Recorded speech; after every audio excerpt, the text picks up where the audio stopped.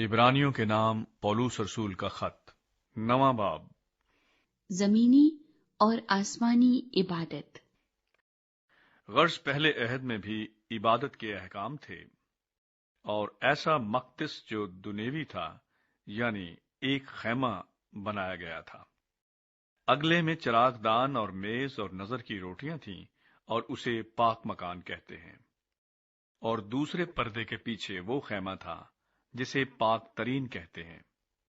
اس میں سونے کا عود سوز اور چاروں طرف سونے سے مڑھا ہوا عہد کا صندوق تھا۔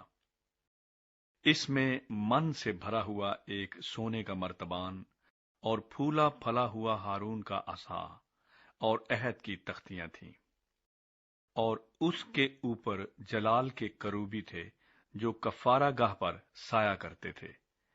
ان باتوں کے مفصل بیان کرنے کا یہ موقع نہیں۔ جب یہ چیزیں اس طرح بن چکیں تو پہلے خیمے میں تو کاہن ہر وقت داخل ہوتے اور عبادت کا کام انجام دیتے ہیں، مگر دوسرے میں صرف سردار کاہن ہی سال بھر میں ایک بار جاتا ہے، اور بغیر خون کے نہیں جاتا، جسے اپنے واسطے اور امت کی بھول چوک کے واسطے گزرانتا ہے۔ اس سے روح القدس کا یہ اشارہ ہے کہ جب تک پہلا خیمہ کھڑا ہے، پاک مکان کی راہ ظاہر نہیں ہوئی۔ وہ خیمہ موجودہ زمانے کے لیے ایک مثال ہے، اور اس کے مطابق ایسی نظریں اور قربانیاں گزرانی جاتی تھیں جو عبادت کرنے والے کو دل کے اعتبار سے کامل نہیں کر سکتی، اس لیے کہ وہ صرف کھانے پینے اور طرح طرح کے غسلوں کی بنا پر جسمانی احکام ہیں جو اصلاح کے وقت تک مقرر کیے گئے ہیں۔ لیکن جب مسیح آئندہ کی اچھی چیزوں کا سردار کاہن ہو کر آیا تو اس بزرگ تر اور کامل تر خیمے کی راہ سے، جو ہاتھوں کا بنا ہوا یعنی اس دنیا کا نہیں، اور بکروں اور بچڑوں کا خون لے کر نہیں، بلکہ اپنا ہی خون لے کر پاک مکان میں ایک ہی بار داخل ہو گیا اور ابدی خلاصی کرائی۔ کیونکہ جب بکروں اور بیلوں کے خون اور گائے کی راکھ ناپاکوں پر چھڑکے جانے سے ظاہری پاکیزگی حاصل ہوتی ہے، تو مسیح کا خون، جس نے اپنے آپ کو ازلی روح کے وسیلے سے خدا کے سامنے بے عیب قربان کر دیا، تمہارے دلوں کو مردہ کاموں سے کیوں نہ پاک کرے گا، تاکہ زندہ خدا کی عبادت کریں۔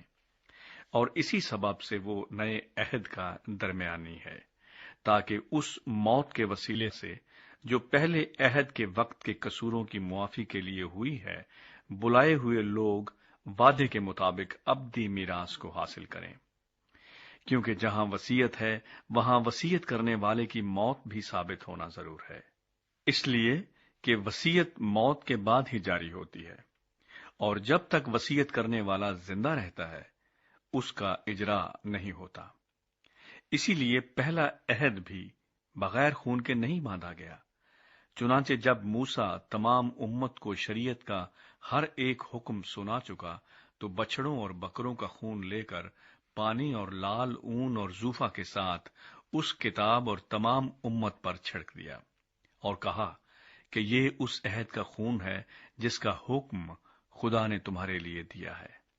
اور اسی طرح اس نے خیمہ اور عبادت کی تمام چیزوں پر خون چھڑکا، اور تقریباً سب چیزیں شریعت کے مطابق خون سے پاک کی جاتی ہیں، اور بغیر خون بہائے معافی نہیں ہوتی۔ یسوع مسیح کی قربانی گناہ معاف کرتی ہے۔ پس ضرور تھا کہ آسمانی چیزوں کی نقلیں تو ان کے وسیلے سے پاک کی جائیں، مگر خود آسمانی چیزیں ان سے بہتر قربانیوں کے وسیلے سے۔ کیونکہ مسیح اس ہاتھ کے بنائے ہوئے پاک مکان میں داخل نہیں ہوا جو حقیقی پاک مکان کا نمونہ ہے، بلکہ آسمان ہی میں داخل ہوا، تاکہ اب خدا کے روبرو ہماری خاطر حاضر ہو۔ یہ نہیں کہ وہ اپنے آپ کو بار بار قربان کرے، جس طرح سردار کاہن پاک مکان میں ہر سال دوسرے کا خون لے کر جاتا ہے، ورنہ بنائے عالم سے لے کر اس کو بار بار دکھ اٹھانا ضرور ہوتا۔ مگر اب زمانوں کے آخر میں ایک بار ظاہر ہوا، تاکہ اپنے آپ کو قربان کرنے سے گناہ کو مٹا دے۔